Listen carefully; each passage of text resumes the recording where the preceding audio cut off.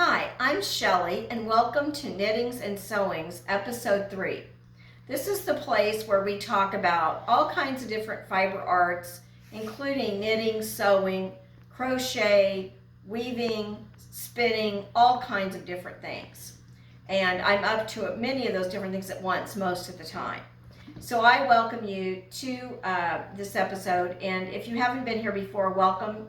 If you are coming back and returning, I appreciate it, and I hope you will not only like this video, but also subscribe to the channel so you are notified whenever we do any kind of update.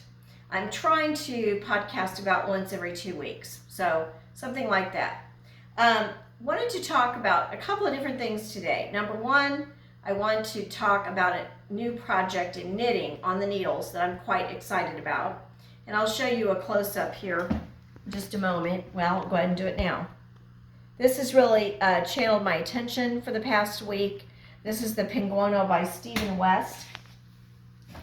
And this particular project is a kind of a jacket that is a stash buster. It's kind of like a kimono style jacket. And it's been on my queue for now over 2 years at least. Many people have made them, and if you go on Ravelry, you can see a whole bunch of people who have tried to make this jacket, and many of them have taken months and up to a year to make it. I used to wonder why, because it just seemed like not that complicated, just a jacket. But I think I'm starting to see why, as I have spent my week going through my own stash and pulling together yarns that I think will work for this. The basic, it's not that it's hard, it's a very fun, pleasurable knit, but you do have to do some kind of gauge swatch to make sure that you are on gauge, because the pattern is not set out like a traditional pattern with small, medium, large. I mean, it is, but the gauge is determined by how many yarns you use together. So for me, I'm using worsted, but I'm often getting worsted by using 2 different weights of yarn and by varying it. So you do have to make sure that you're using the right size needle and the right weight of fabric to get the size you want. I'm making the medium, which, believe me, I am not a medium in real life. I'm a large to extra large. But with this pattern, it is very oversized. And so in order to get gauge, I'm using a size 8 needle. And you want fabric that is fairly firm but yet flexible. You don't want it hard and uncomfortable. You want it to be able to be soft and very wearable. So in order to get the right fabric, I went down to a size 8. But your mileage will vary depending on your own type of knitting that you do and the types of weights of yarn that you're using. At any rate, I decided to make the back different shades of fuchsia, and you see it's kind of makes stripes as you go along. I am putting a lifeline in, that's what this little yellow color is, in between doing different stripes. I am putting a lifeline in so that I can go back to an earlier stripe if I make something that doesn't fit the gauge or that isn't to my liking. And so for me, my goal is to do basically this whole panel, which is the back panel, and it's 14 inches across for my size. I decided to make these lifelines in there so that I can later rip it out if I find some that I don't like. And I have already run upon a couple of combinations that weren't to my liking. So I would highly encourage you to try the Penguono if you're trying to use up some stash yarn. The main part of this is going to be fuchsia, but I am also going to incorporate different colors, combinations. I'm going to have some navy in this. I'm going to kind of play with it and see what ends up looking good. But on different panels, as you will see me making this, there will be other colors involved. Maybe chartreuse, maybe navy, maybe teal. I'm just not quite sure yet. This is going to be a real creative adventure for me. So I look forward, if you've ever made the Penguono, let me know in the comments, or if you have been intrigued to consider making it. I look forward to any comments you have about the Penguono, and I will be letting you follow along on my journey as we go. But I don't think it's going to be a really quick knit because of the playful nature and experimentation that goes on in making this jacket, I think it's going to be a longer term project.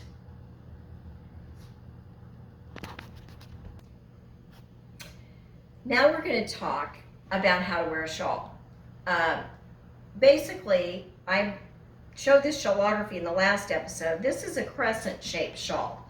You have several different shapes of shawls. You have crescent, triangle, circular, rectangle, and asymmetrical, to name a few. Those are the ones I can mostly think of. My favorite personally shawl to wear is a crescent shape, and I also enjoy the triangles a lot. But I want to point out that this is so huge, as we talked about before. The wingspan on this one is 6 feet, which is larger than most shawls. And the spine of this is 21 inches from the neck to the end of the spine, which that's fairly typical, 21 inches. And I want to first start by saying, what is a shawl? Because a lot of people refer to shawls and scarves almost as if they're the same thing. And by my definition, by the Shelley definition, a shawl is not at all the same as a scarf. I am a shawl wearer. I'm not necessarily often a scarf wearer. To me, a scarf goes around the neck, keeps the neck warm or decorates the neck. A true shawl rests on the shoulders and on the body, and it's almost like a garment to me. It can be made into a third piece. My mom calls a third piece of an outfit a completer piece. That could be like a jacket, a sweater, a cardigan, or a shawl.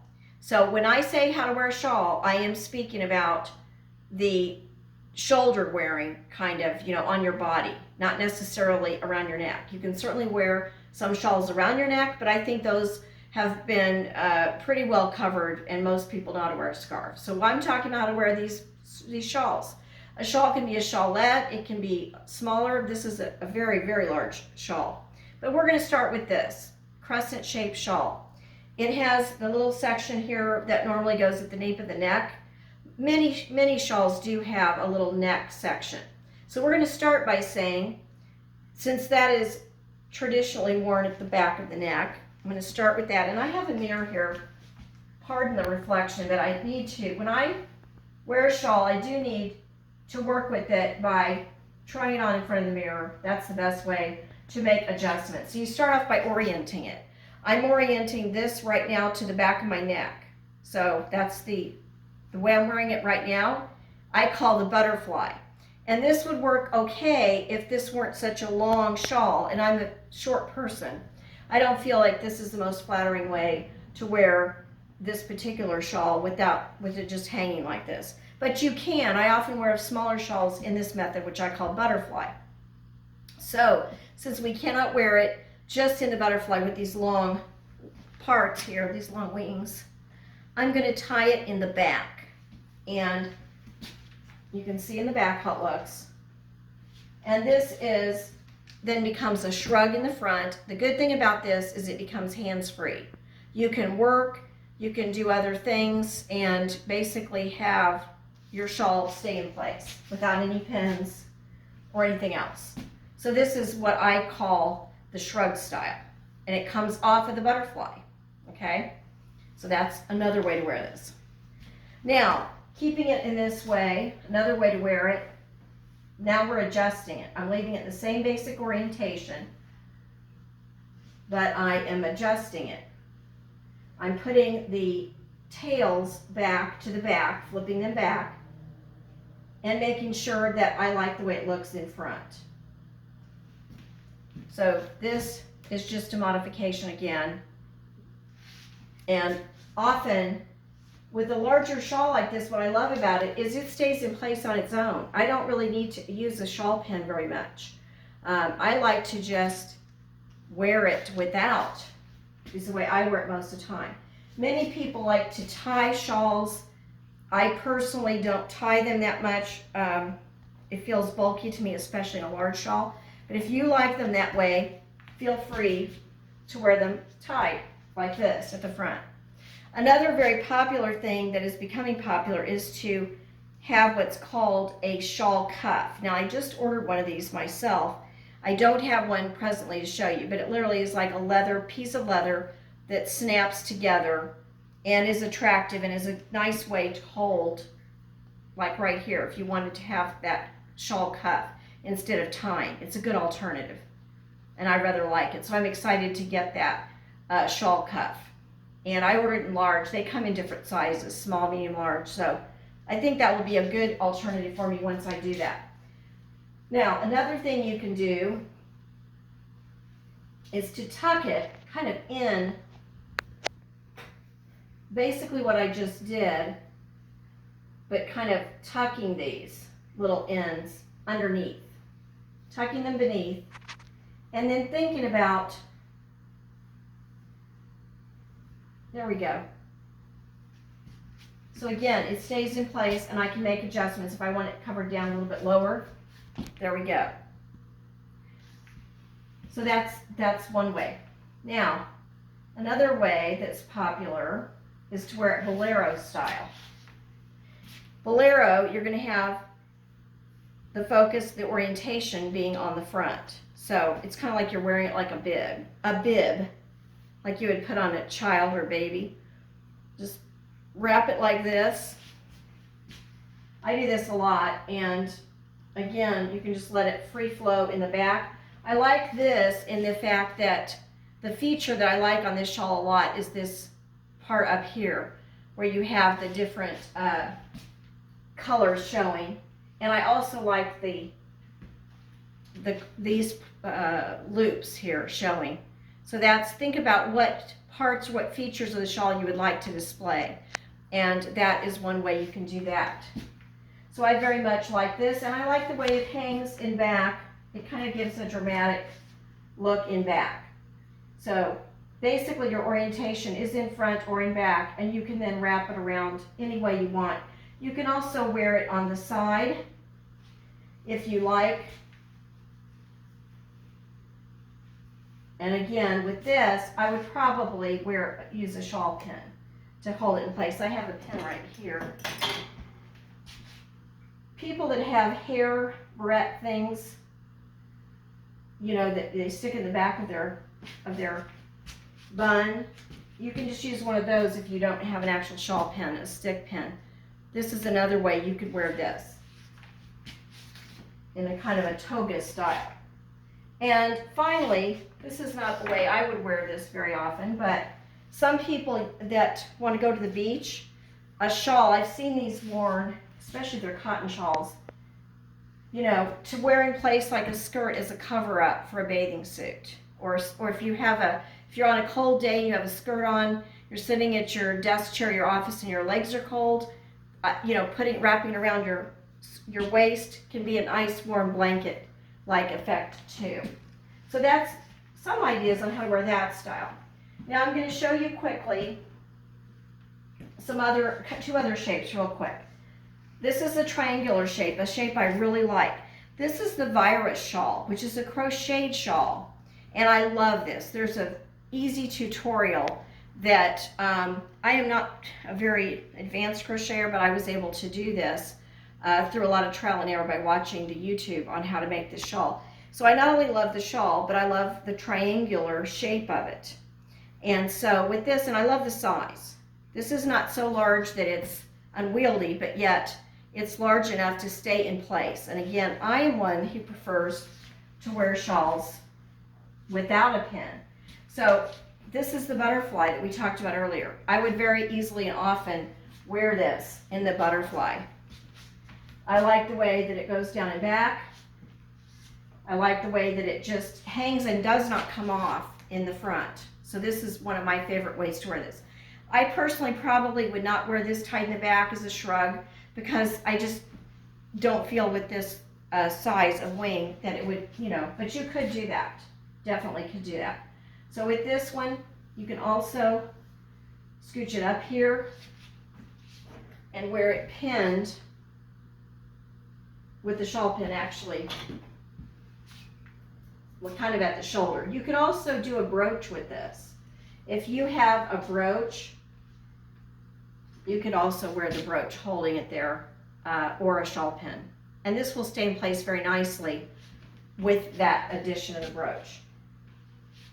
Again, you can wear this orientation, if you orient like a bolero style, you can again do that with this. And you can drape it different ways. You know, adjusting it and playing with the drape is always gives you a different look. Very often when I put a shawl on, I will have it at work on the back of my chair. And if it gets too warm, I can throw it off onto my chair. If it gets chilly again, I can put it back on. And I also keep shawls in the trunk of my car, so in the summer, if I get chilly in a restaurant, I can run out and have a wrap. So this is also very nice, perfect size. And again, you can wear it more to the side if you would like a side sweep. With the shawl pin pinned up here, this can be worn to the side angle as well. I just really love this size shawl. It's one of my favorites, the Virus. And that size is delightful. Now, one more quick thing I'm going to cover. And I admit, I don't have as many ideas for asymmetrical shawls. It seems like designers love to design these. And I'm sure it exercises their creativity in making them, but I have to say it exercises my creativity in wearing it. I don't have as many ways to wear this. This is called the Hotel of Bees shawl, again a crocheted shawl. And I like the theme of it is beautiful because it's the book that it comes from is, or inspired by, is All the Light We Cannot See, which is a World War II novel, one of my favorites. But the main way I like to wear this, and with this, I do tend to often wear a shawl pin to kind of hold it in place. But you can wear it across here, whoops, with your shawl pin, like this.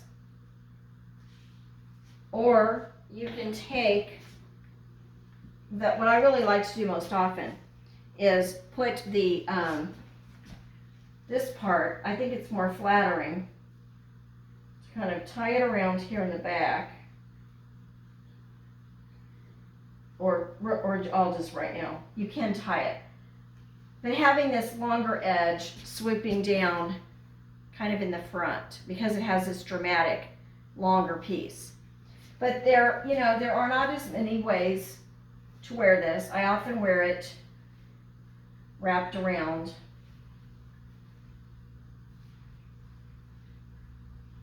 There we go. But there aren't as many variations. So what I find though with shawls is that if you get your shawl out and start wearing it, you will find your favorite ways to wear it. And you don't have to have a wide variety. You'll get your favorite way of wearing it, just like you do with any outfit. It becomes a part of your garment, and like any garment, we all have favorite ways to wear our favorite pieces. So I say get your shawl out and start wearing it. Share with me your favorite ways to wear your shawls. Hi, welcome to the third section today of Knittings and Sewings, where we're going to do some spinning and talk mainly about the Dreaming Robots Nano 2 and EEW6 machines. Because I purchased both of these in December. They were my Christmas gift this year.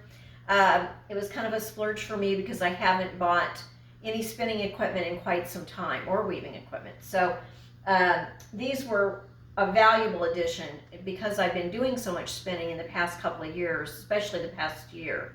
I wanted to really invest in a couple of machines that would enhance my spinning journey. And I want to show, first of all, this is Oscar. He is the EEW6. And he is, for me, a monster. He's much bigger. He has big bobbins. And he does a lot of the, big, you can put a lot of fiber on this, a lot of yarn on this one bobbin. And he has, though, a quite different performance, even though the two, I'm going to put the other one, this is the Nano 2, which is the smaller version, and it has a much smaller bobbin, if you compare. Why did I buy both? Why did I need both? That's a question I think a lot of people ask me, and I want to address here. For those of you who are perhaps considering getting one or both of these wheels, they are available right now in stock, and he doesn't always have them available. So if you're thinking about it, The main thing I liked was originally the affordability, because I think this one was $135, and the larger one is something like $289. Both of them also you have to pay shipping. Both of them you do have to buy a battery. If you want to have a battery, that is not included in the initial purchase. But I think with most e-spinners, the battery is not included. So they will power up with regular electricity. And but I did want to point out that the battery is a separate purchase. So these are much more affordable than many of your traditional e-spinners. And I want to point out how they're different from regular e-spinners, or regular spinners, spinning wheels, like treadle wheels, as well as how they're different from one another. I am glad I purchased both, because they, to me, act quite differently. Even though, as you can see, they look very similar, they act a lot differently. And that's why I named this one Felix and this one Oscar, like The Odd Couple, my husband's favorite movie from the 1960s. Because if you've ever seen that movie, Felix is the little fastidious, detail-oriented, picky guy, and then Oscar is the big, loud, gregarious roommates. They're roommates that are divorced guys living together. So these two guys behave very similar to the Felix and Oscar in the TV show, in that, let me tell you how. The Nano 2, which is a revised edition of what he originally put out, he originally had a purple version. It was a purple physical spinning wheel, and it did not have a switch. You turned it on and off, I believe, by the speed, or I can't even remember. I don't even know, because I didn't have one. But this now has a switch. So you can turn it on and off with the switch, and it has the speed control, of course, and you can either use the plug-in power or the battery. I have a battery under here. I purchased this separately, case to the battery, but it does have a battery, and I'm going to link to the battery that I use. I use the one that he recommended, and there's two separate batteries for this one and this one. So the battery, I'm trying to remember what I originally paid for this one. I want to say $28 maybe, I'm not sure. So anyway, he has improved also the little plastic, put these little feeders onto, well, I guess I call them feeders, onto the bobbin as well. That was an improvement. He used to have little metal ones that tended to catch the fiber. So he's made a lot of good improvements on these from what I understand. In this one, there is what he calls a foot pedal, and let me see if I can get it over here to let you see it. It's very small. I don't use this as a foot pedal, because to me, this is small and I use it with my hand. It's easier to control just with my hand and on a table. You can also sit with these on the recliner. I really find I'm spinning more and more than ever with these e-spinners, because they're so versatile and so portable that they can be taken anywhere and used on your lap. This little guy, Felix, I will sit on my lap even on a recliner and be able to do my spinning. But how do they differ? Well, as far as their behavior, Felix took me a little while to get going, to be honest, because I learned that he's way different than regular treadle wheels. He has to be, instead of normally your spinning wheel in a traditional treadle wheel is kind of taking the yarn out of your hands basically as you're spinning. And you control the speed of it with your feet on a treadle wheel. Well, with this, you've got your speed control on, and not only myself, but several people on the Facebook group had a little frustration with how it was working. And a lot of it is you have to make sure you have more tension on it than I would normally put on a regular wheel. Some people replace the tension band with a spring. They change that up. I got mine working after I learned that you have to tension it way more than you would a normal spinning wheel. And so that's the big thing. And you also feed it in. You need to feed the fiber into it. It does not ever grab the fiber from you. You have to feed it like a baby bird. So this is more finicky. But what is beautiful about this wheel is, and I don't mind the smaller bobbin. Some people don't like small bobbins. But this is so portable, and for me, I've never been one that needs huge skeins of yarn. So it's not a big deal for me. And the fact that I can spin such a fine fiber like this camel. Camel is so fine, and it's just spinning beautifully. I mean, it could spin lace weight, fine fibers, things that are normally, and even cotton, things that are normally very difficult to spin on a traditional wheel unless you have a lot of expertise. So I would say that you do have to have some patience when you're learning to use this little Nano, especially if you have a lot of experience on a treadle wheel. It's going to be a big adjustment, or can be. And there's several different troubleshooting little things on it that Maurice talks about on a video he put out on his website. So if you do get one or have had any trouble with using yours, check out the troubleshooting tips that people have so generously offered on his Facebook group, and you'll get all the tips you need. I do want to make you aware, though, that some people, you know, have had a little trouble getting used to this one. So now that I'm used to it, I absolutely love it. I love it just as much as this, to be honest. It has a different purpose. I'm spinning very fine fibers on here, and I don't mind the smaller bobbin. I will then ply it, you know, onto using this. But I'm very pleased with both of these wheels. And now let me tell you a little bit more real quickly about Oscar.